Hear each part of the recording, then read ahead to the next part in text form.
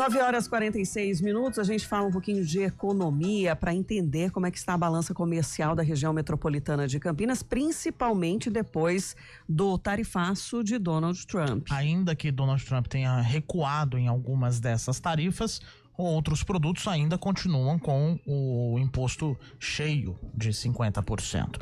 A região metropolitana de Campinas respondeu por 7,4% das exportações e 22,7% das importações do estado de São Paulo, reforçando o peso como polo consumidor de produtos estrangeiros.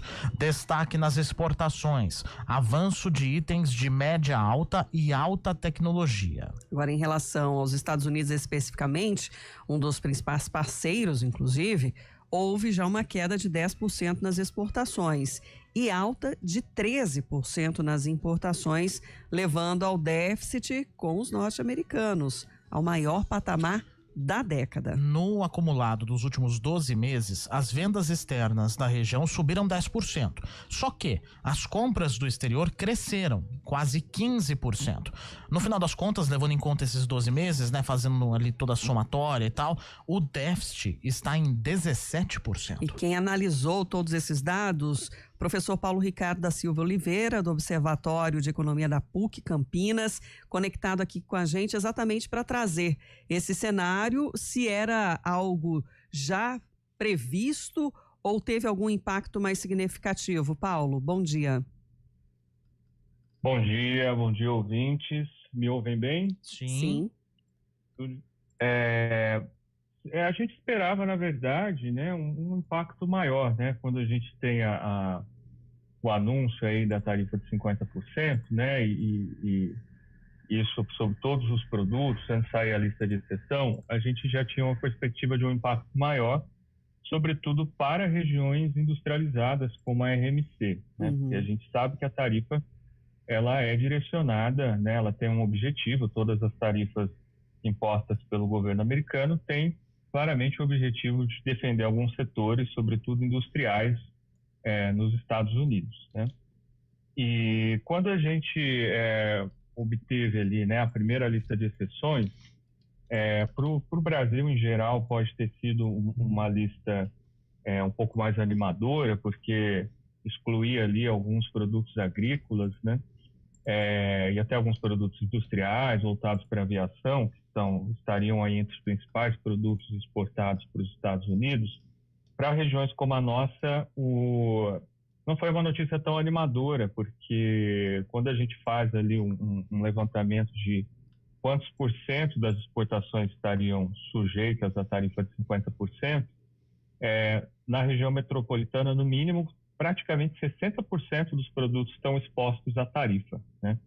E isso foi um pouco assustador no início, mas o que a gente viu nesse primeiro mês foi uma queda pequena, inclusive menor do que o que ocorreu para o agregado do Brasil, né? A gente viu uma queda de 10% em relação a agosto do ano passado, quando essa queda das exportações para os Estados Unidos, né? Quando essa queda para o Brasil foi de 18%. Então, concluindo aí a resposta, né, na primeira pergunta, se a gente esperava um impacto maior, sim, era esperado um impacto maior e as exportações da RMC, elas continuam em alta, apesar dessa queda de 10% das exportações para os Estados Unidos, que teriam aí algumas explicações, né?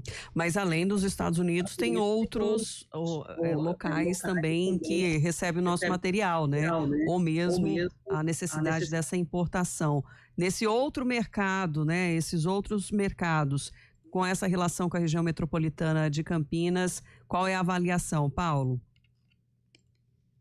Olha, a gente tem boa parte dos produtos que são mais afetados não são produtos fáceis de realocação comercial, né? Não são produtos que do dia para a noite a gente conseguiria deslocar para outros mercados, né? Mesmo porque existem contratos, e essa é uma das principais explicações da minha perspectiva, inclusive para que esse efeito não tenha sido, a gente não tenha visto uma queda muito expressiva das exportações para os Estados Unidos, né? Uma que a gente tem contratos e às vezes a quebra desses contratos elas podem ser bastante custosas, né? Então teremos aí um tempo até perceber o real impacto do tarifaço e E um outro efeito a se considerar, né, nesses 10% de queda das exportações para os Estados Unidos em agosto, é o efeito antecipação, né? A gente teve uma antecipação de exportações para os Estados Unidos em julho, né?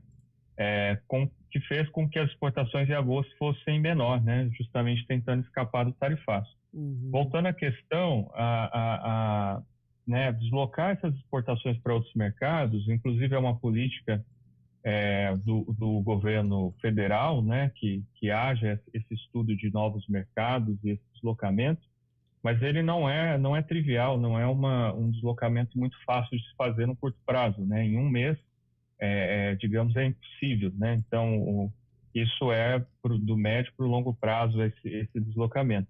E aí, né, o que explica esse aumento nas exportações regionais no total é justamente o dinamismo de outros mercados, né? Os Estados Unidos é um mercado importante, é o segundo maior mercado, mas o Brasil e a RMC, mais especificamente a RMC, tem relações comerciais bastante fortes, né, com os mercados aqui no Mercosul e alguns mercados europeus também.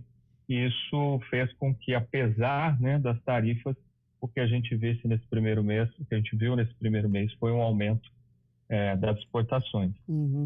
Não dá, né?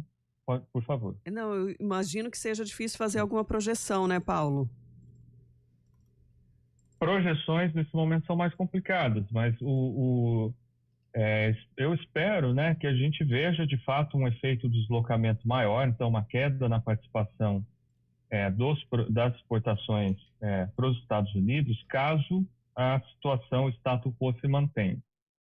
Mas a gente deveria pensar alguns cenários, né? É possível que que haja alguma negociação, que as tarifas caiam, né? A gente sabe que o governo federal, que comitivas de empresários têm tentado contatos e aproximações com associações similares nos Estados Unidos, para que a gente possa negociar, né, algo razoável em relação à redução ou mesmo à retirada das tarifas, né?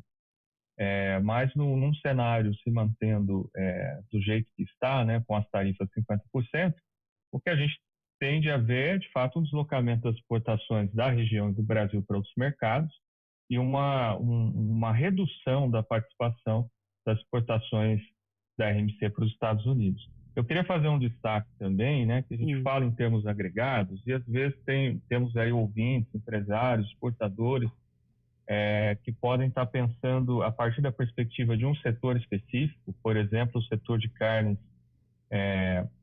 aqui da região, que é bastante concentrado em alguns municípios, né, Santo Antônio de Posse, por exemplo, e ali a gente tem efeitos negativos bastante expressivos, né? Então, quando a gente olha para um setor, para um município, a gente pode ver um quadro bastante drástico de efeitos da tarifa, né? E quando a gente fala no agregado, realmente parece pequeno o efeito. Então, é importante fazer essa pontuação, né? Essa observação. Paulo Ricardo da Silva Oliveira, do Observatório da PUC, também professor, agradeço por estar hoje com a gente, trazendo essa análise também, e o espaço sempre aberto aqui. Paulo, para você. Agradeço o convite, muito bom dia para vocês e para os ouvintes. Muito bom dia. Aproveitando esse gancho, né, as indústrias com laços econômicos nos Estados Unidos mantiveram a situação estável em agosto, mesmo depois do início do tarifaço.